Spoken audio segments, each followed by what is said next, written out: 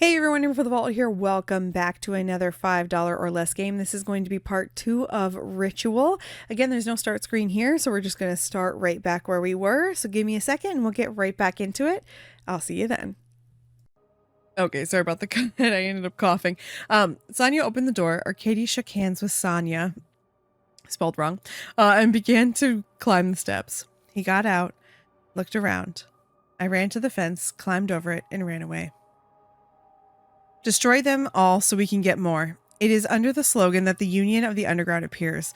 By spoiling people with their experiments, they achieve a universal split so that everyone knows their place in the world. Was it the basis for them to arrange genocide, or did they do it all for the sake of satisfying their own whim? They see the world as a great performance. Arcady put the newspaper aside and became thoughtful. He himself had fallen under the ruse. He thought so. Everything was written in the newspaper was true. What do they want from all of us? He looked askance. Again, a ritual. What kind of attack is this? How my head hurts. Arcady flashed, his legs gave way, and he began to fall to the floor. The light went out for him. Why can't I see anything? Someone entered the room. By the voice, it was a stranger near the store. I report that Arcady is lying on the floor. Now I will drag him away. Who is it? Why can't I see? Things are bad. You have a strong development of the ritual. Sorry I came at the wrong time. Ritual? Am I out of my mind? No, this is an infection and will contribute to the elimination. While they were leading the dialogist? I am not sure what that means. I apologize. The gray-haired man lifted him up and led him to his shoulder. It turns out that they write about you in the newspaper. You deliberately thought of all of this for the sake of your own goals. They put experiments on me. I know everything. I report that Arcady is starting to rave. He says that we put experiments on him. I'm so weak. If I could move, I'd leave, you brutes. Your consciousness has dimmed. Do not draw conclusions on the yellow press. They can write a lot of things. They began to descend somewhere. I saw everything. But now it doesn't make sense because I won't see anything else. Arcady was put in some kind of vehicle and then began to go down, apparently underground. The July breeze blew another vapor from Smolino. It smelled... Oh no! Okay, wait, I can go back. There we go. It smelled the same as Brahmin's shit. The former health resort was once glamorous, with lifelong queuing crowds dotting the skyline. It was a real bliss for the visitors from Central Asia. Where else could you plunge into the wellness waters for free? Really weird aside, just randomly. How many Americans realize that Russia is in Asia? Because I remember talking to someone in college and there was like a moment of realization for multiple people during that conversation that Russia was in Asia. I worry about our education system. As time goes on, people change, but the popularity of the Ural resort, is it Ural? I apologize if it's not, cannot calm down. People in the truest sense of the word began to drain the sea. All the media were delighted when they discovered the oldest city was under the sea. Specialist services began to pump out water for the needs of the government because it rejuvenated. They did not pump it out to the end. They left a small lake around the city. The city in turn was rebuilt and started up all their production in it. The waste emissions, slag, they pushed everything onto this lake, expecting that it would dissolve. But it was not there. Everything began to fall apart. From the healing lake, nothing remained, not a trace. Everything smelled of emissions. As a result, the city became the main epicenter of the plague.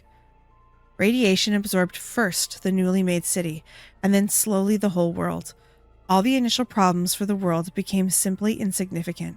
Compared to such an ecological disaster, the radiation from the lake exceeded all norms. In fact, a person in the city did not live very long. Just a random aside again as American. This is definitely something I think about with things like Yucca Mountain. I know that we say we can keep all of the nuclear waste down there, but how do we know it's not going to cause extreme environmental ecological disasters? It's so scary. Cinder blocks do not allow radiation to pass through, they say, but the dick was floating there. What? Already one of 3 began to fall ill, and we also have a hunchback at the mine for a pittance, exposing ourselves to such dangers living here. Misha muttered under his breath and did not even notice how Alexei was walking towards him. Hi, Mihan. Well, how are you? Hi, well, you know, everything as usual. Things are lousy. Yes, I understand. In any case, you could have dropped your skates for a long time. You are still very lucky. What do you mean?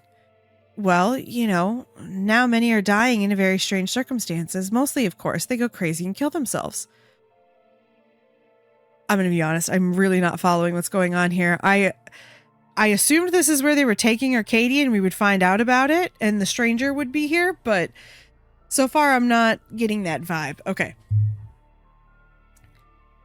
I don't know how to say this either. Lyok? I look like a schizo. I look like a schizo to kill myself. These are teenagers who think of this. Idiots. Well, I personally do not care. I do not care about them. I would also be interested in the fact that someone died there. Throwing it out there. If you are feeling suicidal, if you're having suicidal thoughts, please call a helpline. I will actually throw them into the description here because anytime someone talks about killing themselves or suicide in games, I think we should be doing that. Just know you're not alone. There are people who care about you. You just probably don't know that they exist because I fucking care about you. So stay here. That's all I gotta say. Well, I can't do that. I'm always worried about someone.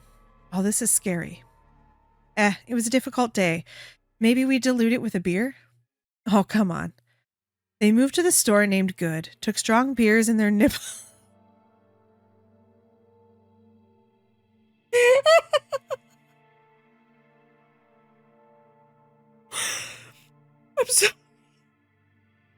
I'm sorry, but also I needed that because I teared up about... I started tearing up about suicide. I don't think the story... I don't think they took the beer in their nipples.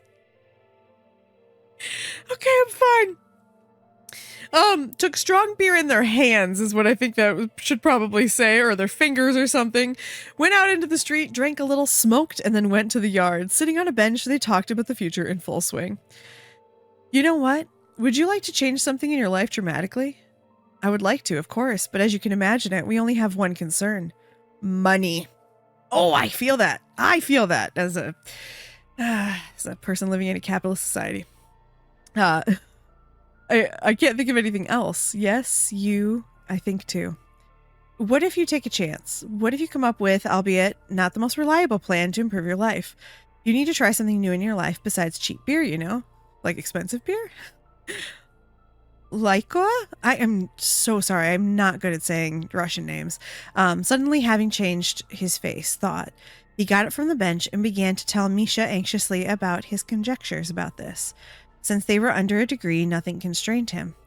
That'd be a great idea. Just imagine, I have been keeping a thought with an idea with myself for a long time.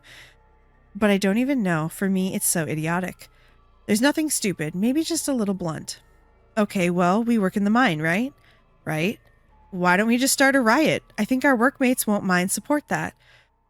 Why arrange it? Are we going to bring down the authorities in this way? It will be more like an act of a desperate idiot. No, this is not stupid. You know what? We will all dig the signal bunker. It is located not far from our mine, and we will conduct all the excavations in one direction.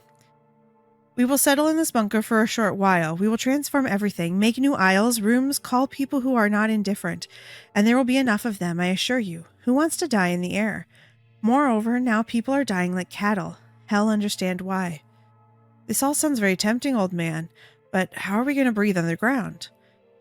There is a well-thought-out filtration system. If it's not enough, we will install fans so that the air rushes back and forth. Clever. Honorable. Well, let's go get another beer. We won't work tomorrow. Tomorrow we are going to overturn the mine. I agree. Let's go. Loika was delighted, hugged Misha, and let out a tear. He was happy with what they were planning. They went to the round timber, took 2 liters each, and sat down on the bench again.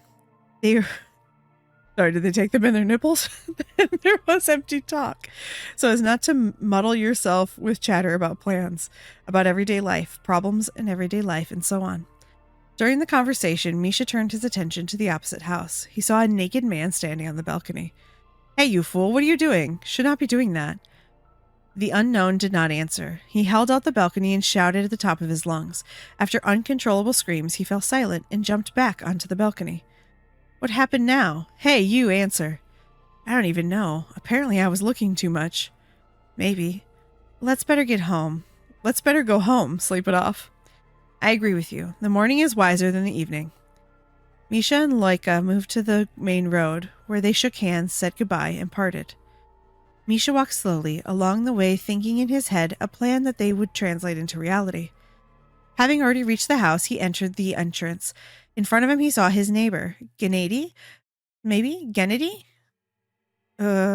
See, like in English, it would be very close to Kennedy, I would assume, but so I guess we'll go with that one. Just because I speak English, obviously.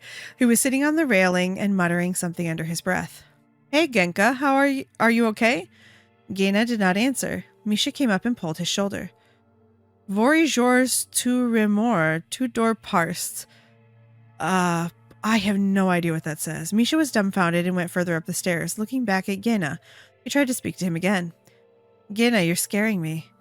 He got up, turned to Misha, and with a blank look, began again to say something inarticulate. Not even gonna try it. Misha ran to his floor, nervously taking the keys out of his pocket. He quickly opened the door, locked all the locks, looking through the peephole, and listening attentively. Gena did not follow him. He moved to the bathtub in order to wash his face. Along the way, examining himself in the mirror, he began to speak to himself. So this is really some kind of fucked up. In fact, I'm so drunk that I don't understand anyone. It turns out I was not so lucky with the beer. Fuck. Misha spat in the mirror at his own reflection. I didn't brush my teeth. I immediately went to bed. Misha was woken up by knocks at the door. Someone was persistently poking at him. He was too lazy. He shouted to the one who knocked. Fuck, I'm getting up. Hold on. But the one who knocked was persistent, or simply didn't hear Misha. Misha rolled off the bed and went to open the door. Loika was waiting for him. Let's get ready quickly. Wait, let me piss at least. While Misha was getting ready, Loika entered his apartment. She was well groomed and there was a guitar on the bed and a carpet on the wall for added serenity of the atmosphere.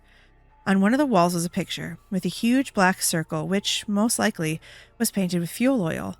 Loika approached her and began to examine. Oh, flaunting the room, I recently started coughing up a renovation. Quite usually, what else to say? Misha, putting on a tracksuit, continued the conversation. Sorry, the American stereotype that all Russians just wear tracksuits all the time. Just very, very GTA 4. All right, come on, cheap but cozy. Well, the main thing is you like it. Well, what are you ready? I'm already dressed. Yes, let's go. Misha and Loika moved into the mine. It so happened that it was located right within the city limits, so getting to it on the Marika was not a problem. In the mine, they did not immediately disclose their plans and they held out for a break. Since it is dangerous to smoke in the mine, they were all airlifted. During lunch, Misha and Loika gathered everyone to divulge their plans. Well, dear workers, you are all the same as me, ordinary people who eat up a crumb of bread doing such a difficult job. Each of us has our own dream. For me, for example, this is the well-being of each of you. Weird things happen in the world, and it's all because of Smolenio. So why don't we band together and start making the plan a reality? My faithful friend, Alexei, will tell about the plan. Everyone enthusiastically listened to Misha. They expected a loud statement from Loika. So that's it. First and foremost, you must forget about your nasal work. You work for freaks who don't care about you ordinary people. I mean, I'm going to be honest. That is very much the situation of being in a capitalist society. I don't know what it was like, obviously, in post-Soviet Russia. I'm going to show my Americanness here. They have a form of capitalism now? I actually don't know. I was only taught about the Soviet Union in school, and I am realizing that as I am reading through this, that literally my education about Russia stopped in 1989. Like that's where we stopped in history. And considering that I was born in 1988, I know nothing about Russia, and I'm really realizing that right now. We all have to drill passage to the secret bunker, as it is located near our mine. It's not very secret if you know that. In this bunker, we will establish our headquarters. For the first time, we'll have enough food for us. Is that where they're going to find or Katie? And what are we going to do when we get there? Sitting on your ass underground like moles? Misha joined the conversation. Friends, everything will be done gradually. You will just want to do routine work and then bend in the trash. Okay. So he's saying it'll work out. Would you rather do that or do this? I think. Got it. I don't want this at all, so let's act now. Let's spit in the face of those damned corrupt rats that poison the entire population on our planet. A crowd of people stood up and began to applaud Misha. He uttered these words with blatant desire.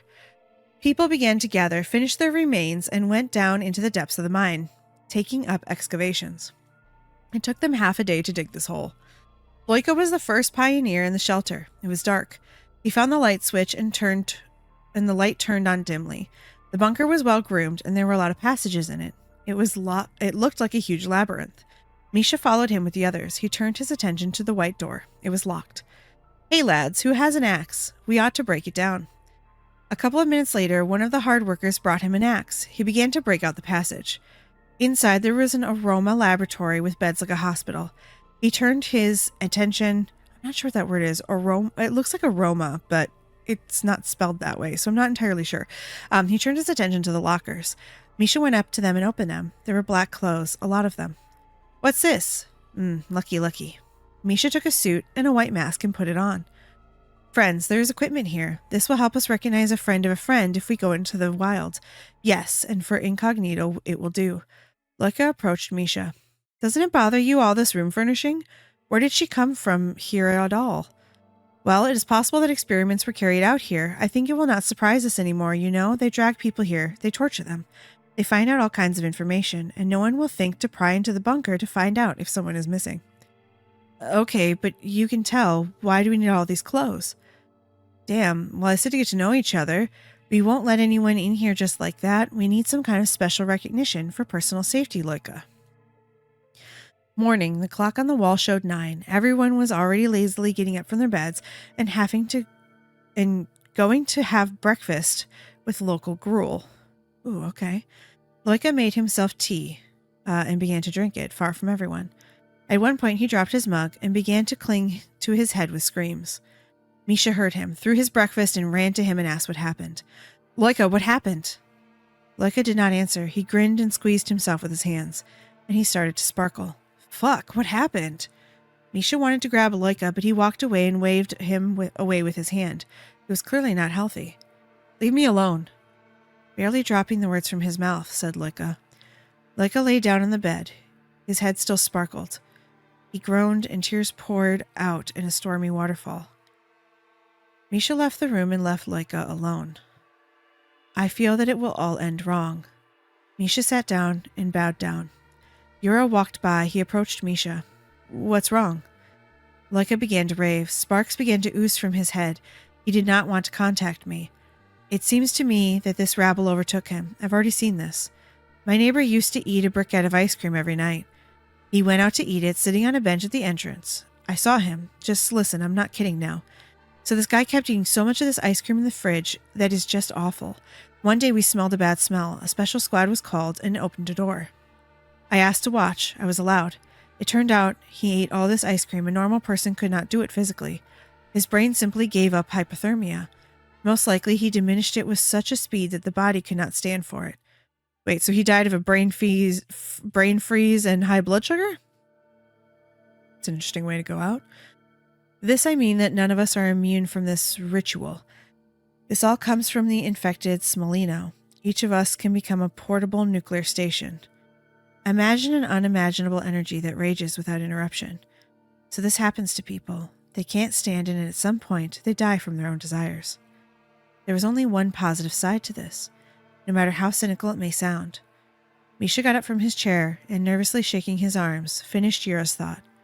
We can use the energy for the benefit of our plans. We can take possession of power sources, and from this comes that people will not die in vain. Yes, it is. I think you understood that Loika is one of them. Loika was a good friend. He always walked side by side with me. He will never be forgotten. He will be among us. It's a pity that only as an energy source. That's how it goes. I'll go on business for now. Hold on, friend.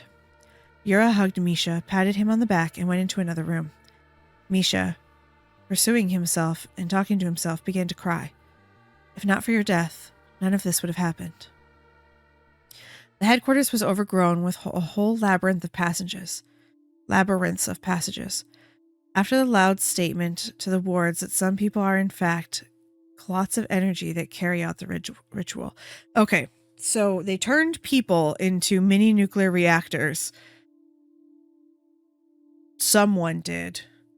Is this the origin of the group, or are they finding this after the group? I'm very confused in the timeline here. I'm really curious if anybody's played this in Russian. I'm sure it makes a lot more sense in Russian.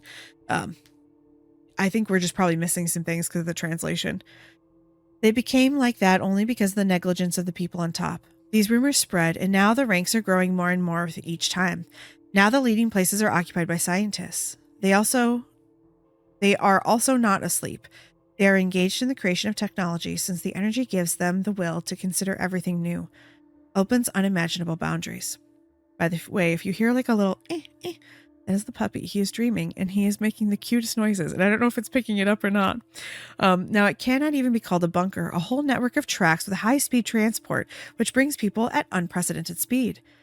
A completely redesigned entrance now has its own secret hidden points, not just a descent through the mine. Now each of the newcomers to the ranks has access to improved weapons to guard the bunker. Even the option of a nuclear missile explosion has been thought out. Now the roof and the principal in the entire cladding has a protection field that is powered by human reactors, all at the expense of them and works. To collect these same people, small groups go on sorties. They all come out of different points, hiding from the guise of ordinary people. They find out what exactly people are performing the ritual from, give it to them, and when they reach their continuum, they take them away. Everything is done for good. Sacrifice gives rise to the salvation of people. This is how the world works. A beautiful snow-white room in which all the main representatives of the resistance sat, Mikhail and his companion Natalia. She, in turn, most of all led the people reactors to the base. For her ingenuity and loyalty, she has the honor to sit next to Mikhail and be almost at his level of influence. But all decisions, all the same, are made by Mikhail. We all gathered here for a common cause, to save fellow citizens from the scourge of radiation. We already have an almost complete flight apparatus. It says flight. Okay. The problem is that it only fits 2 people. I invite the 2 of us to undertake this expedition. The road will be long. I'm not done yet. So a person to whom I owe a lot will fly with me. This person will be Yura. Everyone got up from the table and went to their places. Only Natasha was sitting still. She had questions. Misha, I have an extraordinary question for you. Why Yura? He didn't even do anything sensible for us. If not for him, you would not be here. But go. I have work to do. Misha began to feel sad again as he remembered that fateful day for Alexei. Okay, so this is the origin story, I guess, of all the people that went out and got the people like Arkady. Is that what I'm getting out of this? And now we are forward in time where they have finally built whatever it is they're looking to build. Misha was sitting and pondering the plan. Then suddenly Gray came up to him and began to tell. Hi, Misha. I finally brought someone here. Yes, so now we're back to Arkady, okay? Is he really the one? Yes, I think things will go uphill. He has already gone through the last stage of the ritual. Alas, he managed to lose his sight and consciousness. It still seems to be breathing. That's good. Where did you leave it? Yes, in the break room. You can go take a look. Misha hurriedly went in the direction of the recreation room. Arkady was lying on the couch. He was unconscious. Misha sat down on the edge and looked into the distance, thinking, if you can hear me, forgive my mistake. I'm not the best person, but what I am, I hope you're not mad at me. Misha turned his head to Arkady. He decided to check his pulse. He did not beat. Misha squeezed Arkady's hand and breathed languidly. I know all of this is not in vain. You will still fulfill your duty. That's the day of preparation. Scientists have finally collected Kraz 74. The flight was calculated with precision in advance. They would fly to a planet that is very similar to Earth. And what of Earth? The Earth is already mired in devastation. People are dying like pitiful insects. Even those who are not involved in the ritual die. People simply do not see anything in front of them. They don't think about death. Children, they are eternal children who do not grow. So we flew to the same immense planet. It was inhabited by people who looked like ordinary miners. The planet itself was furnished with panel houses. It looked very creepy. Yura, is this the place that we can all move and live in peace? Yura did not answer. He was happy that they were able to get there. Misha got out of the Kraz. Yura stayed inside. Misha told him to wait, and if something happened, fly away without him. People met Misha. They watched the flight. Is this a new coming? Who are you? Hello, people. My name is Misha, and I have arrived. Earth. I know. God sent you. Or maybe you are that God? What? God bless us. Misha quickly began to move away from them. He decided to inspect the area. No courtyards, no cars, no streets, nothing. Around the emptiness and endless expanses of panel houses, it began to strain him. All for the sake of which everything was conceived was the resettlement of the people of another planet. But it turned out to just be unfit for life, for real life. This is an exact copy of Earth, only now it was a huge piece of the outskirts of some province. Misha decided to inspect the planet. He returned to Kraz. There were more and more people. They rejoiced when they saw the man in a great mask. Misha climbed into the Kraz. It's not necessary to fly around the planet. It cannot be that it is all like that. If so, then all our efforts were in vain. If so, then it is much worse here than on Earth. With a screech, the Kraz started up and they flew away. They flew and flew, but nothing changed. Everything was carbon copy. Quite a long time passed since the flight, but nothing has changed. Suddenly, they noticed the highest panel. They decided to fly up and sit on the roof. There was a dedicated parking spot there. Okay, Yura, stay here. Okay. Misha got out, looked around. It was very high. There were at least 50 floors here. People were hiding on the roof, and among the people was one man in a strict suit. They all approached Misha. Hello, Almighty. My name is Gregory, and I'm very glad to welcome you to our universe. It's Arcady. Hello, do you mind if I ask an immodest question? It will be the honor for us to hear the question from you. What is this planet? People disperse and personal conversation. People without any questions, with the obedience of slaves, began to jump from the roof. What? We both perfectly understand why we are here. What? I'm ready to give you 40%. Believe me, that's a lot. You didn't answer my question, so what is this planet? For commoners, a planel. But we perfectly understand that this is the Earth. That is, there are two lands in the universe. It's true, after all. Apparently, you really don't know. There are plenty of people like this, and I left myself on each of them. You don't recognize me? This is my main headquarters. Here, people believe in everything I tell them. They are willing to suffer for my sake. Here, I did my best. And you, my friend, are a deity for them. Since the people here are devout, will believe in anything, even in a prophet in a tracksuit. I know where you're from. You are from the most unfortunate planet of mine, so I won't let you come back. This explains why, oh gosh, what was that guy's name? Sergiova or whatever was the first person we saw. Misha turned back to quickly return to Kaz, but he was gone. He was informed that there are minor problems on your land and that this is very important. You have nowhere to rush, my friend. Bastard. Power is much more than just money. It doesn't interest me. Power is being a god. It is manipulating people. This pleasure brings me so much. I have nowhere to go. It turns out that so, well, do you want to become a god for this planet? Misha refuses the offer. He falls to the floor and begins to smash his fist to smithereens. He, with a brutal face, runs to Gregory to hit him. Misha knocks him to the floor and beats him to death. He turns his face into bloody goo. In response, he only coughed. Misha dragged him in again. He got up, took the reinforcement from the roof, and smashed Gregory's face. He killed him. Misha heard the same rattles of Kraz. He was delighted. He landed on the roof and Yura climbed out of it. Out of breath, he ran up to Misha and began to tell him nervously. Enemy troops tried to storm us, but they decided to attack. The entire planet is in nuclear holes. They're mad. They are bombing their own territories. I don't even know who to believe. Maybe you're not real. Misha, what are you doing? I'm telling you the truth. Yes? Well, I would argue now. It seems to me that everything around me is unreal. Misha looked into the distance and thought. Yura came closer and broke with all his might. Stop thinking, man, Sorry, he spoke to me.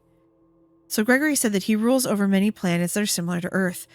I don't know if I just killed the real one, but it seems to me not. Sounds like a conspiracy theorist. I'm talking about the same. What are we going to do? Why are you asking me? You're the leader of the underground here. He said that for people I was a god, a prophet, or whatever. It turns out they should listen to me. If they really listen and believe, then maybe I'll open their eyes. Great idea. Get in the Kraz. Let's go down to the people. Misha and Yura climb into the Kraz, descended to the ground. A crowd of people immediately came to him, and Misha got out of the plane. He was expecting more people to gather. He explained to them that their leader was a liar and that he is not held in high esteem on this planet, that problems have overtaken this world and that we can all cope with its cleansing if we reunite our forces. Okay. The crowd agreed with the words. They no longer have believed to them in maybe everything will go well. Since this planet was the most developed, they managed to assemble an army in a month. There was a bunch of nano-Krazes on readiness, which were twice as good as the usual one that Misha and Yura had. They flew to Misha's home planet and recaptured the lands from the vile villain, who brazenly lied all these years and kept a huge number of people in fear. So it is with the rest, where the minds of the people were clouded, they gathered in a huge multi-million-dollar army. Someone stayed on their planet, someone joined Misha, and some, his underground people, although they could hardly be called such. And so, in one of the next takeoffs, Yura unobtrusively asked Misha, "Misha, when will we figure it out and get it all over with? What are we going to do?" "Like what? Let's start from scratch. The best is yet to come. After all, we have passed the stage of common forces." I have a feeling this man has a mustache, and I don't know why, but I find that very endearing. Look at the photo. It looks like there's a mustache in there. Problems cannot be avoided in any way, but they can be slowed down by common effort and right thinking. What kind of thinking? The one that will never let you down. The end. Okay, that's the end of the visual novel. I'm very confused what happened. Obviously, there's a ritual. People are dying. They're being used as fuel sources. These miners were the ones who were behind it, and they went to another planet that apparently is maybe a multiverse thing. I'm not really getting that. But that's it. I do wonder, it probably is very different in Russian. I bet it makes a lot more sense in Russian, and the names are probably more consistent. Also, I'm sure there's a lot of nicknames in here that just don't make sense to me because I'm American. It's kind of like how we use the nickname Dick for the name Richard. Doesn't make any sense. But I'm sure there's a lot more to it if you were to play it in Russian. As far as a under $5 game for the 50 cents I played, do I think it was worth it? No. Only because, again, it doesn't make a ton of sense in English. It's not the author's fault. Again, I think that they just had some poor translations. Was it interesting? Sure. I wish I understood the story better, because I think the story probably was very interesting and, had a really cool sci-fi thing to it. It just didn't make a lot of sense in English. Was the art interesting? Yes, absolutely. Visual novels aren't everyone's thing, though. I know they're not technically really a game. They are, but, there's some arguments there, but they're definitely art, and I thought it was interesting to play through. Personally, I think, though, for your 50 cents, you might want to keep it, especially for your $1. You might want to keep your $1 and spend that on something a little bit different. I've got some other games I would more recommend for under $5. So that was it. That was the end of Ritual. Like I said, there's no start screen or anything, so there's no way to do anything different. Down here at the bottom, you might have noticed that we were always at 10%, which I found very interesting. And it was loud. The volume was loud for 10%. So I'm curious what it would have sounded like if we happened to use it at a louder amount. Let's go back. Yeah, that's actually pretty loud. Okay, maybe it's my headphones too, though. So I think the 10% was actually perfect. I'm sure this makes so much more sense in Russian. I might actually look up and just see if anyone's made any comments about it, because it was a really interesting game. So that's it, everyone. I'm going to go ahead and get out of here. Remember, this was a under $5 game. If you want to see more of those, there should be a playlist that this will be a part of. And if not, I will see you guys back in the next one.